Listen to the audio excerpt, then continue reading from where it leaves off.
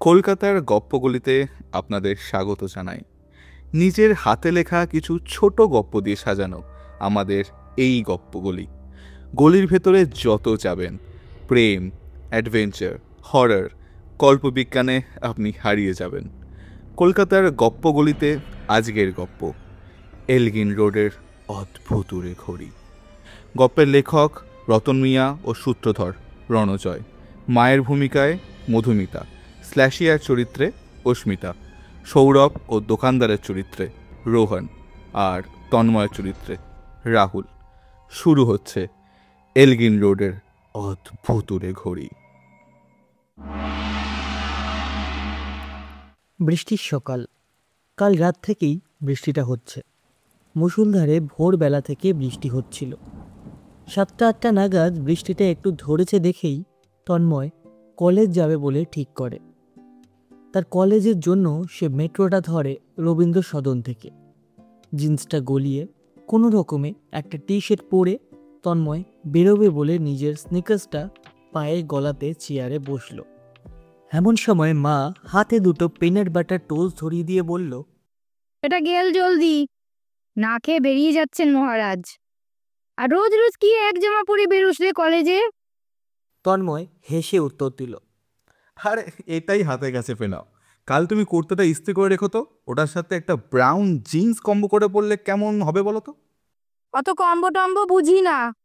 হবে তুই বেরো তো এখন, এক গাদা বাসন মাজতে হবে আমাকে। তোমার বাবা তো সকাল থেকে দুনিয়ার খবর দেখে ইউটিউবে।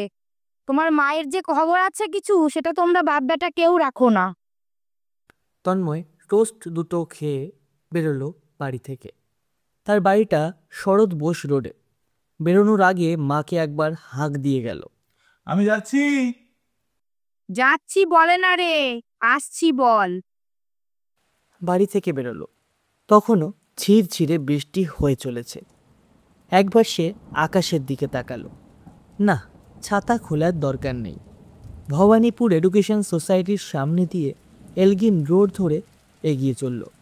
রাস্তাটা ভেজা, ফুটপাথের কোণগুলো জল জমা। কলকাতার এই এক সমস্যা, সামনে কিছু কিছু জায়গা জল জমা হয়ে রয়েছে। সুন্দরভাবে কোনো রকমে পা বাঁচিয়ে তন্ময় এগিয়ে চলল।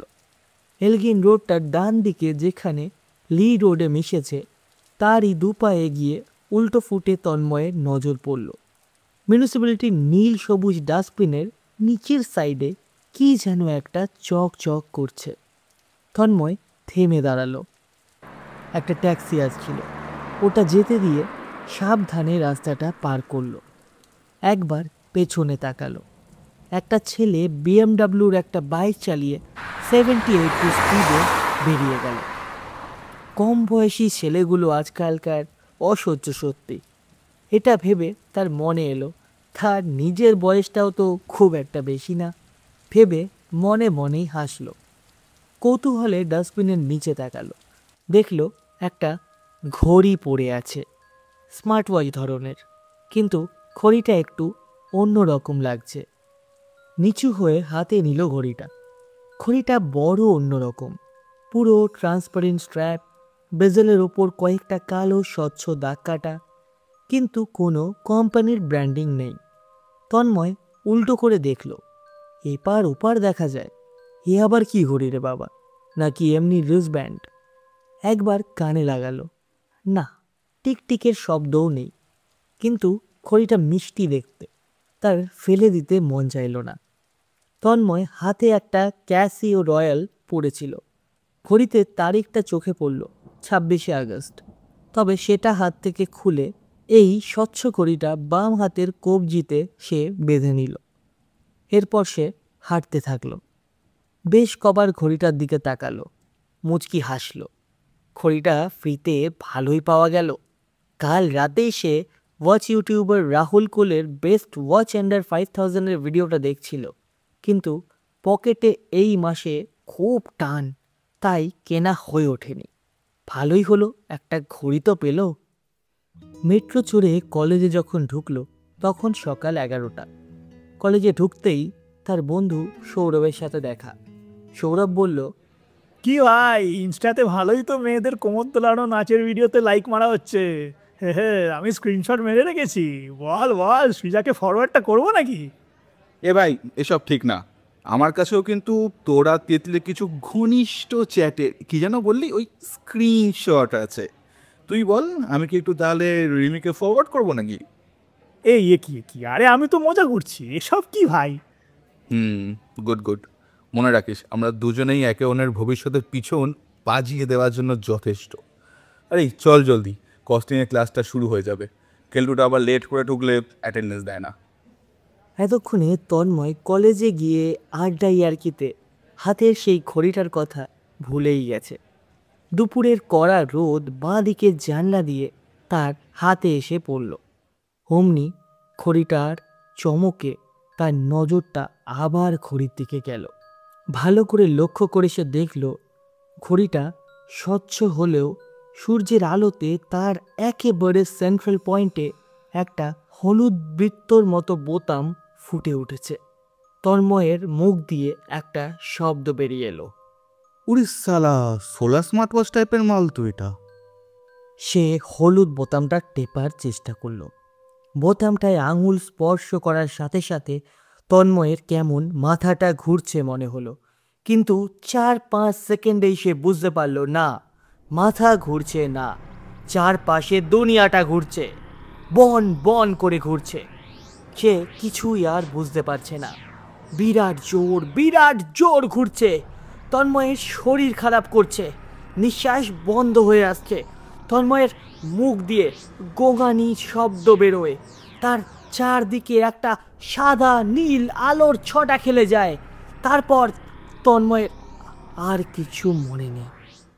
জ্ঞান ফিরে যখন চোখ খোলে, তখন সে একটা ফাঁকা মাঠের ঘাসের ওপর শুয়ে। ঘাসগুলো শিশিরে ভেজা। আকাশে তাকিয়ে সে বুঝল ভোর হবে হবে করছে।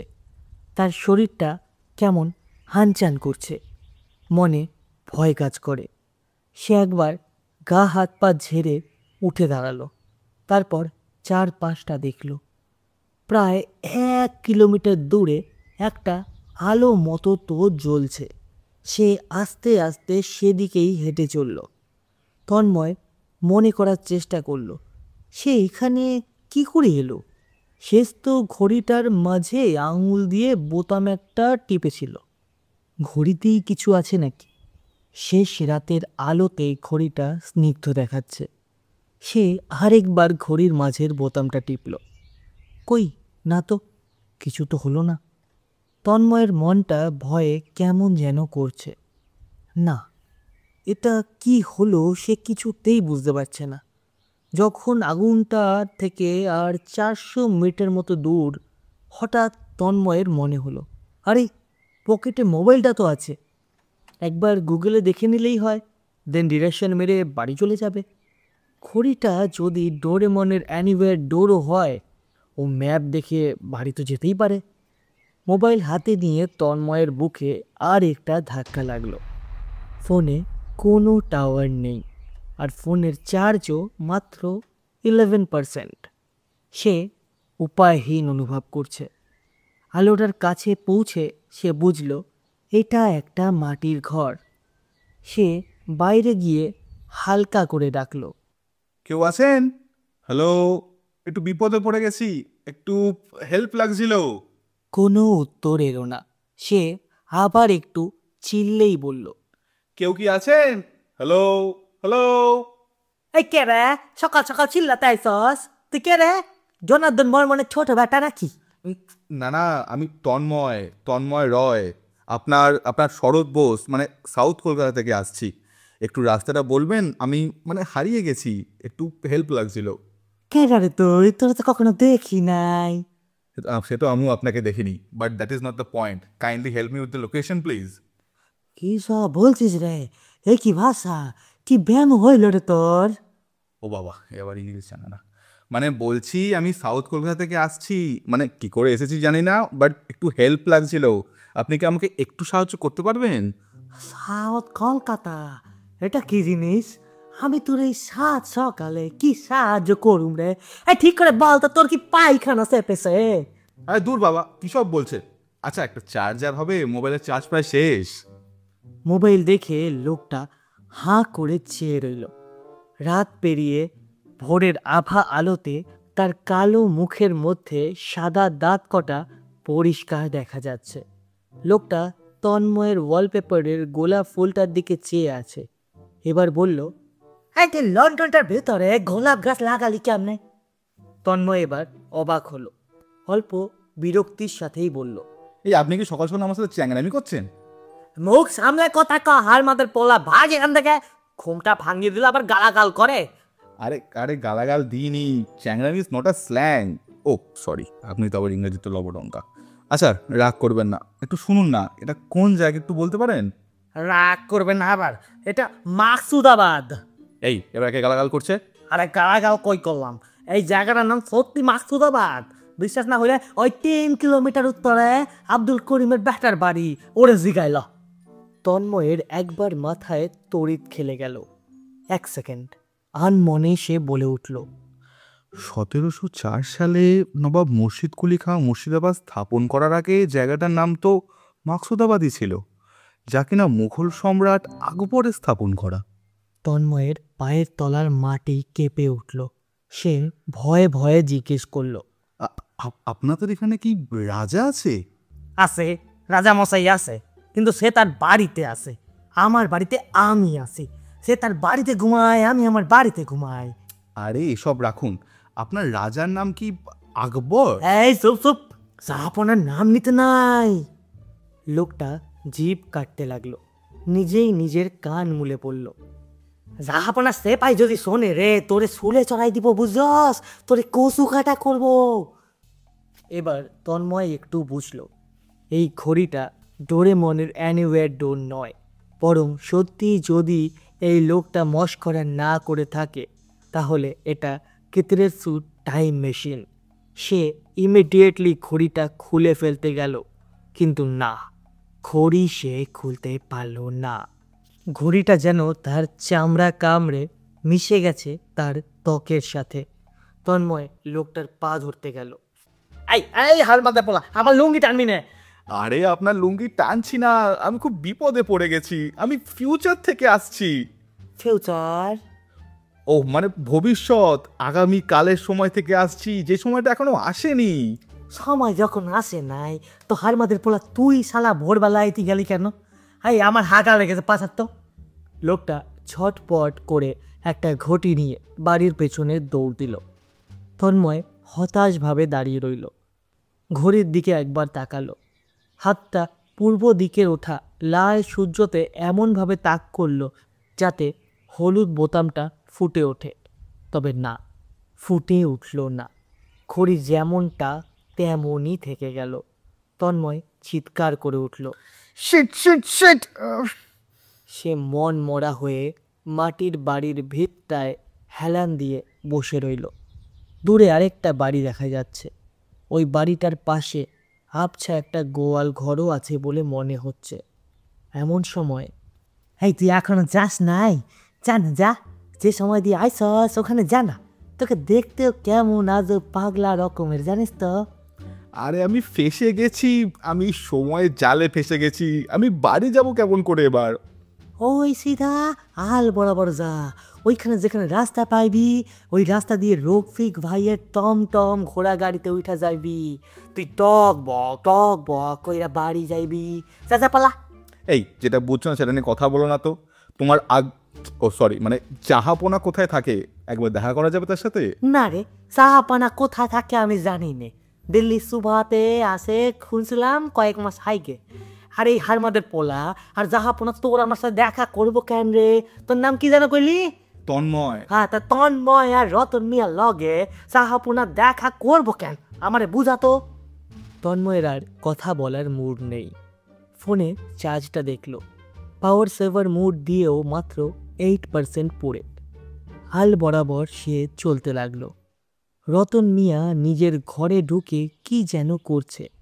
খুব খিদে পেয়েছে তন্ময়ের। সকালে 2টো পিনাট বাটার টোস্ট খেয়ে বেরিয়েছিল। দুপুরে লাঞ্চ করার আগেই তো ওই ঘড়ির বোতামটা সে টিপে ফেলল। সে ক্ষেতের মাটি থেকে একটা পাথর কুড়িয়ে ঘড়িটা ভাঙতে চেষ্টা করলো, তবে ঘড়িতে একটা আঁচড়ও এলো না। সে বসে ক্লান্তিতে ঘুমিয়ে পড়ল ক্ষেতের পাশেই। চোখ যখন খুলল বেলাটা অনেকই বেড়েছে। প্রায় অনেক পথ পেরিয়ে রতন মিয়ার বলা রাস্তাটা এলো। রাস্তাটা দিয়ে অনেক লোকই দূরে হেঁটে যাচ্ছে। সে দেখতে পেল ওদিকে বাজার মতো বসেছে। ধীরে ধীরে সবাই ওকে দেখল। ওর জামা কাপড় দেখে লোকজন হাঁ করে চেয়ে থাকলো। বাজারে কত কি রয়েছে, মুরগি, হাঁস থেকে শুরু করে মশলাপাতি, এক জায়গায় অনেকগুলো ফল ছিল। তন্ময় নিজেকে সামলাতে পারল না। একটা আপেল তুলে নিয়ে মুখে পুরল। কি সুস্বাদু! বেলা তখন 12টা হবে। অমনি দোকানদার ওকে হাত চেপে ধরল। চুরি করে ফল খাওয়া, দে শিগগির একটা তামার দাম দে। তা আমার দাম এই নিন 50 টাকা নিন, কালকেই ব্যাংক থেকে তুলেছি, একদম চকচকে নোট। এটা কি তামার দাম দে? তন্ময়ের মনে পড়ল আকবরের সময়ের কারেন্সি, সোনার মোহর, রূপোর কয়েন আর কপার দাম বলে কিছু একটা চলতো ওই সময়। তার 50 টাকা তো এখানে চলবে না। কেস জন্ডিস বুঝে তন্ময় দিল দৌড়। তবে সন্ধ্যায় দোকানদার তাকে ধরে ফেলে। তন্ময় মাটিতে পড়ে যায়। আরে কি করছেন, মারছেন কেন? আরে আমার খিদে পেয়েছিল। তন্ময় চিৎকার করতে থাকলেও বাজার ভর্তি লোকে হই হুল্লোড় পড়ে যায়। সবাই ওকে মারতে থাকে। তন্ময়ের জামা কাপড় ছিঁড়ে যায়। অনেকক্ষণ মারার পর যখন তন্ময় মাটিতে লুটিয়ে আর পারছে না, ভর দুপুরের রোদ এসে পড়ে তার ঘড়ির ওপর। তন্ময়ের এক চোখ বুজে গেছে মার খেয়ে। সে বাম চোখ দিয়ে দেখতে পায় বাম হাতের কবজিতে হলুদ বোতাম ফুটে উঠেছে। সূর্যর আলোতে ঘড়ি ঝলমল করছে। সে জলদি এক আঙুল দিয়ে বোতামটা টিপে দেয়। চারপাশের দুনিয়াটা সঙ্গে সঙ্গে ঘুরতে থাকে, খুব জোর ঘুরতে থাকে। তন্ময় জোরে জোরে শ্বাস নিতে থাকে। এত ব্যথাতেও তন্ময়ের চোখে এক আশার আলো, সাদা নীল আলো খেলে ওঠে তার চারপাশে। তারপর তারপর সে আর কিচ্ছু দেখতে পায় না। মনে হয় চোখ বুজে আসছে ভীষণ আলোতে। এরপর যখন চোখ খুলল, সে দেখল সে একটা বাগানে পড়ে আছে। বাগানের সাইড দিয়ে ক্রিকেট স্টেডিয়ামের বাউন্ডারি লাইনের মতো ডিজিটাল অ্যাডভার্টাইজমেন্ট লাগানো। ওতে কুইন ভিক্টোরিয়ার photo, British India, Gandhiji, Netaji photo উঠছে। মাথা ঘুরিয়ে পেছনে তাকালো। মুখে একটা হাসি ফুটল। ভিক্টোরিয়া মেমোরিয়াল, ইয়েস ইয়েস, এসে গেছি বাড়ি। উফ, যা ফেটেছে আমার। সে ঘড়ি জলদি খুলতে গেল, তবে না, ঘড়ি খুলতে সে পারল না। যেন তার মাংসতে মিশে গেছে ঘড়িটা। ভিক্টোরিয়া মেমোরিয়ালের দিকে তাকিয়ে তন্ময় দেখল কোনো লোকই নেই। তাহলে কি ভিজিটিং আওয়ার এখনো হয়নি? সে মনে মনে ভাবতে ভাবতে এগিয়ে চলল প্রধান ফটকটার দিকে। তন্ময়ের জামা কাপড় ছেঁড়া, প্যান্টটা তো থাইয়ের ওপর থেকে তলা অবধি পুরোই ছিঁড়ে গেছে। হাত পায়ের অনেক জায়গাতেই খারাপ চোট লেগেছে। নিজের কপালে হাত দিয়ে দেখল রক্তটা শুকিয়ে গেছে, কিন্তু খুব জ্বালা করছে। একটা মেড প্লাসের দোকান পেলে কয়েকটা ব্যান্ডেড আর একটা স্যাভলন আর তুলো কিনতে হবে। প্রধান ফটকের সামনে এসে তন্ময়ের মাথাটা পুরোই ঘুরে গেল। এটা তার চেনা কলকাতা নয়। রাস্তার সামনে দিয়ে সায়েন্স ফিকশন সিনেমাতে দেখা ডিমের মতো গাড়ি উড়ে যাচ্ছে। গাড়ির চাকা নেই, না আছে কোনো শব্দ। ড্রোন দিয়ে জায়গায় জায়গায় হলোগ্রাফিক বিজ্ঞাপন। মাইক্রো ড্রোনস পরিবেশ দূষণ নিয়ন্ত্রণ করছে। রাস্তাগুলো স্বচ্ছ এনার্জি লেন, যতদূর সম্ভব সোলার পাওয়ার্ড, কারণ সোলার প্যানেলের মতো কিছু একটা ছাতা ধরনের নীল ধূসর রাস্তার মোড়ে মোড়ে রয়েছে। তন্ময় অবাক হলো, ভীষণ অবাক হলো। আরে সালা, আবার কোথায় এলাম? তো লাগছে ফিউচারে এসে গেছি। আমি বাড়ি যাব, আমি বাড়ি যাব। রাস্তায় একটাও লোক দেখা যাচ্ছে না। অত্যাধুনিক এনার্জি লেনের মাঝে ট্রাম লাইন একটা দেখা যায়। যতদূর সম্ভব ভবিষ্যতের কলকাতা ট্রাম লাইনে ট্রাম চালিয়ে নিজের ঐতিহ্যকে ধরে রেখেছে। কিছু গাড়ির ওপর কুবের লেখা, তাহলে কি ভবিষ্যতে উবেরের নাম কুবের হয়ে যাবে? তন্ময় প্রধান ফটকটা কোনো রকমে পার করে, হেঁটে হেঁটে এগোতে থাকে। ধর্মতলার মোড়টা দেখতে অনেকটা টাইম স্কোয়ারের ভবিষ্যৎ প্রজন্মের মতো লাগছে।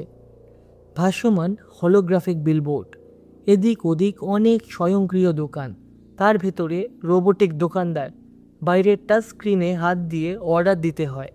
হগ মার্কেটটা যে জায়গায় ছিল সেখানে বিরাট একটা কাঁচের 25-30 তলা বিল্ডিংয়ের বাইরে স্ক্রিনে লেখা ফুটে উঠেছে। Happy new year 2130। তন্ময় নিজের ঘড়ির দিকে একবার তাকালো। এমন সময় দোকানের রোবট দোকানদার বলে উঠল, ম্যাকডোনাল্ডসে আপনাকে স্বাগত জানাই, দয়া করে স্ক্রিনের ওপর বোতাম টিপে নিজের অর্ডারটা দিন। তন্ময় দেখল একটা স্বচ্ছ হলোগ্রাফি স্ক্রিন আছে তার সামনে, তাতে সুস্বাদু বার্গার, হটডগ, অন্যান্য মিলের ফটো ফুটে উঠেছে। সে পয়সা না দিতে পারার জন্য অল্প আগেই মার খেয়েছে, তাই এবার এই রিস্ক নেওয়ার ভুল সে আর করবে না। যদিও তার খুব খিদে পেয়েছে, তবে তার মাথায় এলো একটা কাজ তো করা যায়, শরৎ বোস রোডে তার বাড়ি গিয়ে দেখা যাক নাকি। সে হাঁটতে থাকলো। রাস্তাগুলো দেখে তাক লেগে যায়। আকাশে উড়ে উড়ে ড্রোন বিভিন্ন জিনিস নিয়ে যাচ্ছে। মনে হয় পার্সেল ডেলিভারি আজকাল ড্রোন দিয়েই হচ্ছে। একটা ড্রোনের ওপর এনড্রাইভ লেখা। আচ্ছা, তাহলে এনড্রাইভ গাড়ির ব্যবসা ছেড়ে পার্সেলের ব্যবসাতে ঢুকেছে? এখনকার বাচ্চারা শিনচ্যান দেখে কিনা তার মনে প্রশ্ন জাগে। রবীন্দ্র সদনের সামনে সে দেখল জুডিওটা যেখানে ছিল সেখানে একটা স্কাই স্ক্র্যাপার্স মতন হয়েছে। সামনের হলোগ্রাফিক বিলবোর্ডের নাম উঠছে আদিত্য আম্বানি টাওয়ার। আম্বানি শুনে তার মাথায় এলো যে এ পাক্কা মুকেশ আম্বানির নাতিফাতি হবে। নতুন বিল্ডিংয়ের জন্য রাস্তা চেনা মুশকিল হলেও রাস্তাগুলোর সামনে সামনে সুন্দর করে হলোগ্রাফিক নাম ভাসছে বলে চেনা অতটা মুশকিল হচ্ছে না। ট্রাফিক পুলিশ বলে কিছু নেই, এআই চালিত ডিজিটাল সিগন্যাল, গাড়ির স্পিড থেকে শুরু করে সিগন্যাল সিস্টেম সব ভাসমান সিগন্যাল দিয়ে কন্ট্রোল করে নিচ্ছে আর্টিফিশিয়াল ইন্টেলিজেন্স। ভালোই উন্নতি করেছে। কালীঘাট গেলে সে পিসির বাড়ি গিয়ে বলে আসতো, পিসি তোমার কলকাতা লন্ডন হয়ে যাবে, খালি 110টা বছর দাঁড়িয়ে যাও। এলগিন রোডে ঢুকলো, হেঁটে এলো সেই লি রোডের আগের জয়েন্টটায়। আজ আর সেখানে মিউনিসিপ্যালিটির নীল সবুজ ডাস্টবিন নেই। জানতে ইচ্ছে করে আজকাল তাহলে কি সকালে ময়লার গাড়ি আসে না? মানুষ ময়লা ফেলে কোথায়? হেঁটে হেঁটে এগিয়ে সে তার শরৎ বোস লেনের বাড়িটার সামনে দাঁড়ালো। অ্যাড্রেসটা দেখে চিনতে পারল 114 বি। না, 110 বছরেও বাড়িটা সুন্দর হলেও সেরম উন্নতি হয়নি। একটা আলো ফালোর তড়িৎ খেলছে দেওয়ালে, কে জানে আজকাল এশিয়ান পেইন্ট নিয়ন লাইট বলে কিছু বার করেছে কিনা। বাড়ির বাইরে কলিং বেল জাতীয় একটা নীল ট্রান্সপারেন্ট বোতাম, সেটা টিপল সে। এমন সময় বাড়ির দরজাটা খুলল। ভেতর থেকে বেরিয়ে এলো একটা 20-22 বছরের যুবতী। পরনে কেমন যেন অদ্ভুত তড়িৎবাহী একটা বর্ম ধরনের জামা প্যান্ট। মুখে হাসি নিয়ে সে বলল, ও, আপনি ভিখারি? ও মাই গড, এই প্রফেশনটা তো আমি হিস্ট্রি থিসিস করার সময় পড়েছিলাম। আপনি কি নতুন করে স্টার্ট করেছেন নাকি? ইটস সো কুল। আমি একটা অ্যামলগ বানাতে পারি আপনাকে নিয়ে। বলেই মেয়েটা একটা বল জাতীয় জিনিস ছুঁড়ে দিল মাথার ওপরে আর বলতে শুরু করলো, গাইস, এই ভিডিওতে আজ আমার বাড়ির সামনে আমি উইটনেস করেছি এক্সটেন্ড প্রাণীকে, একজন ভিখারি।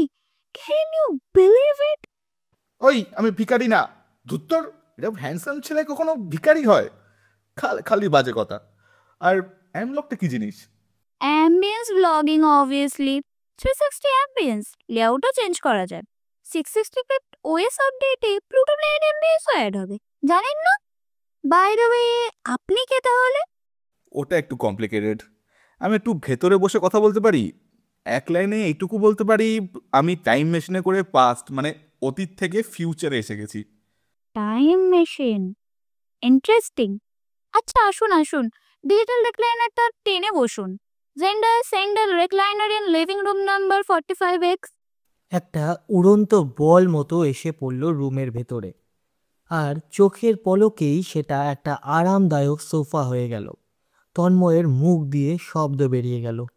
উড়িষ্যালা, এসব কি বানিয়েছে? এই আপনি সত্যিতে পাশ থেকে এসেছেন? মানে পাক্কা আপনি অ্যাম্বিয়েন্স ক্যামার নন তো? এই ফালতু বকো না। দেখো তোমার সারনেম কি রয়? Oh my god, how do you know? হ্যাঁ আপনি স্ল্যাশে রয়। আপনি? আমি তন্ময় রয়, তোমার দাদু ফাদু হবো যতদূর মনে হচ্ছে। ইয়েস, আমার গ্র্যান্ডফাদারের নাম তন্ময় রয়। সে তো 2016 নাগাদ মারা গেছেন, শুনেছি বাবার থেকে। 2060? জাস সালা, এত জলদি মরে যাবো আমি? হ্যাঁ, আসলে এই ঘড়িটা, হাতের স্বচ্ছ ঘড়িটা সে স্লাশিয়াকে দেখালো। এই ঘড়িটায় দুদিন যা বুঝলাম বেলার দিকে রোদের আলোতে একটা হলুদ বোতাম ফুটে ওঠে, আর এটা টিপেই তো আমি এই টাইম ওই টাইমে চলে যাই। অল্প আগেই আকবরের মুর্শিদাবাদ থেকে ঘুরে এসেছি। মুর্শিদাবাদ? ও, এটা তো আমাদের ম্যানশনের পুরনো নাম, নদিয়া ডিস্ট্রিক্টের ওদিকে তো। জাস সালা, এটাও ঘেটে গেছে। যাক, নদিয়াটা নদিয়েই আছে, এই অনেক। আচ্ছা, আমায় কিছু খেতে দেবে? আমি একদিন প্রায় কিছু খাইনি, টাইমের লুপেই ফেসে আছি। এই অদ্ভুত ঘড়ি না হাত থেকে খোলা যায় না কিছু করা যায়, আমার চামড়ায় মিশে গেছে। মাঝে মধ্যে ব্যথাও করে কবজিটা। শিওর। চোখের পলকেই সে অনেক ভেজিটেবল নাটস দেওয়া একটা রুটি জাতীয় বার্গার মতো ভগবান জানে কি দিল তন্ময়ের হাতে। বাহ, বেশ খেতে তো। এটা কি খাবার গো? This is পোপো। পোপো? আচ্ছা, আজকাল এসব খাবারের নাম? আমার টাইমে তো কুকুরের নাম হতো, পোপো, কোকো, ভুলু, কালু। কালু? কালু তো আমাদের প্রাইম মিনিস্টারের নাম। হ্যাঁ, প্রাইম মিনিস্টারের নাম কালু? না, তেমন উন্নতি তাহলে তোমরা করতে পারো নি মা। তন্ময় তার পুরো কাহানিটা স্লাশিয়াকে বলল। স্লাশিয়া একজন সায়েন্সে ইন্টারেস্টেড মানুষ, তাই তন্ময়ের কথা অনেক কিউরিওসিটি নিয়েই শুনল। বাট তুমি ফেরত যাবে কি করে তোমার টাইমে? ইট ওয়াজ 2025, রাইট? রাইট, কীভাবে যাবো তো জানি না। বেলা বাড়লে সূর্যের আলোতে যখন হলুদ বোতামটা ঝলমল করবে তখন আরেকবার টিপে দেখব কোথায় নিয়ে যায় এই ঘড়ি আবার আমাকে। বাট কিছু তো ক্যালকুলেশনস হবে। তুমি ফার্স্ট যখন বোতাম টেপো তুমি বসেছিলে, অ্যাজ ইউ সেড। তুমি নেক্সট যখন টেপো তুমি উপর হয়ে শুয়ে আছো। এবার যখন টিপে দাঁড়িয়ে দাঁড়িয়ে ট্রাই করো, মেবি ইট উইল ওয়ার্ক। তোমাকে প্রেজেন্টে নিয়ে যাবে। I am not sure, but there is a maybe. You should try. Okay, দেখা যাক। বেলা বাড়ল, তারা দুজনেই ছাদে গেল।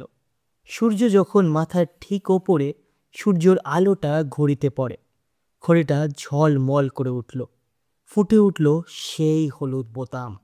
তন্ময় বলল, আমি আসি তাহলে, ভালো থেকো। জানি না কখনো দেখা হবে কিনা। ধন্যবাদ তোমার ওই পোপো খাওয়ানোর জন্য, আর পারলে ভালো নামে কাউকে প্রাইম মিনিস্টার বানিও। বোতাম টেপার সাথে সাথে দুনিয়া ঘুরতে লাগলো। স্ল্যাশিয়া আবছা হয়ে এলো, নীল সাদা আলোর ছটা ছেয়ে গেল চারদিকে। মাথা ঘুরতে লাগলো, চোখ বুজে এলো। এবার সে জ্ঞান হারায়নি, সিধা রাস্তায় চোখ খুলল। একবার নিজেই নিজেকে বলল, মালটা একটু সেট হয়ে গেছে মনে হচ্ছে। এই যা, ওকে জিজ্ঞেস করলে হতো তো আমার সাথে সিজার বিয়েটা হবে কিনা। সে দাঁড়িয়ে আছে শরৎ বোস রোডে। পাশের দোকানের ক্যাসিওর ডিজিটাল ওয়াল ক্লকটায় ডেটটা লেখা 26শে আগস্ট। এটা তো সেই দিন যেদিন সে বাড়ি থেকে বের হয়েছিল। সে ফিরে এসছে ভেবে খুশি হতেই যাচ্ছিল, কিন্তু সে দেখল দূরে তারই বাড়ি থেকে বেরোচ্ছে তন্ময় রয়। সেম টি শার্ট জিন্স পরে হেঁটে আসছে। সে এলগিন রোড ধরে দৌড়াতে লাগলো। তন্ময়কে সে দেখেছে, এটা তার নিজের সময় রেখা নয়। তার মানে যতদূর সম্ভব এটা এই অদ্ভুত ঘড়ি পাওয়ার আগের মুহূর্ত। তার মাথায় একটা বুদ্ধি এলো যে এই ঘড়ি এই সময় রেখার তন্ময়কে পেতে দেওয়া যাবে না। এলগিন রোডটা যেখানে লি রোডে মিশেছে, হন্তদন্ত হয়ে তন্ময় ছুটে চলেছে। নীল সবুজ মিউনিসিপ্যালিটির ডাস্টবিনটার দিকে। একবার পেছনে ঘুরে তাকালো, তন্ময় আসছে। ডাস্টবিনের নিচের দিকে সেই স্বচ্ছ ঘড়িটা পড়ে চক চক করছে। ঝিরঝিরে বৃষ্টির ফোঁটা পড়েছে ঘড়িটার ওপর। হলুদ ট্যাক্সিটা বেরিয়ে গেল। ওই তন্ময় দূর থেকেই এই তন্ময়ের দিকে অল্প যেন তাকালো। তন্ময় মুখ ঘুরিয়ে নেয়। জলদি জলদি পায়ে যত জোর ছিল সব দিয়ে ঘড়িটা পা দিয়ে পিষে দিতে যায়। 2 বার 3 বার 4 বার পা দিয়ে জোরে জোরে মারে। ঘড়িটা ভেঙে টুকরো টুকরো হয়ে যায়। একই সময় তার হাতের ঘড়িটা থেকে সাদা নীল আলোর ছটা বেরিয়ে আসে। চারদিকটা বন বন করে ঘুরতে থাকে। তন্ময়ের চোখে জিজ্ঞাসা, মনে ভারী একটা ভয়। ভীষণ আলোতে চোখ বুজে আসে। চোখে সে কিচ্ছু দেখতে পায় না। নেক্সট যখন চোখ খোলে, সে দাঁড়িয়ে আছে এলগিন রোডের সেই নীল সবুজ ডাস্টবিনের সামনে। তার জামা প্যান্ট অক্ষত। তন্ময় দৌড়ে যায় সড়কবোস রোডে নিজের বাড়ির দিকে। তার হাতে কোনো ঘড়ি নেই। ব্যাগ থেকে ক্যাসিও রয়্যালের সময়টা দেখে। 9টা বাজে। তারিখ 26শে আগস্ট। বাড়ির দরজাটা ভেজানোই ছিল। এক ধাক্কায় খুলে সে চিল্লায়, মা মা মা! মা রান্নাঘর থেকে বেরিয়ে এলো। কি রে, কি হলো? কিছু ভুলে গেছিস নাকি? তন্ময়ের মুখে হাসি, তার চোখের কোণে জল। না না, মা কিছু ভুলিনি। আচ্ছা, আমি আসছি। সাবধানে যাস। তন্ময় বাড়ি থেকে বেরোয়। ঝিরঝির করে বৃষ্টি পড়ছে। ছাতা খোলার দরকার নেই। এলগিন রোড ধরে সে এগিয়ে চলল। এতক্ষণ আপনারা শুনলেন এলগিন রোডের অদ্ভুত ওরে ঘড়ি। গল্পটি ভালো লেগে থাকলে লাইক করে আমাদের উদ্যোগটিকে উৎসাহিত করবেন, কমেন্ট করে জানাবেন আপনার মতামত, আর শেয়ার করবেন এই গপ্পটি আপনার নিজের গলিতে। গপ্পগলির অ্যাড্রেস দেওয়া নিষিদ্ধ, কিন্তু সাবস্ক্রাইব করে গলির ঠিকানা নিজের বুকে রেখে দেওয়ার একটি ছোট্ট অনুরোধটুকু রইল। আজ এই অবধি, আবার ফিরে আসবো নতুন একটা গপ্প নিয়ে এই গপ্পগলিতে।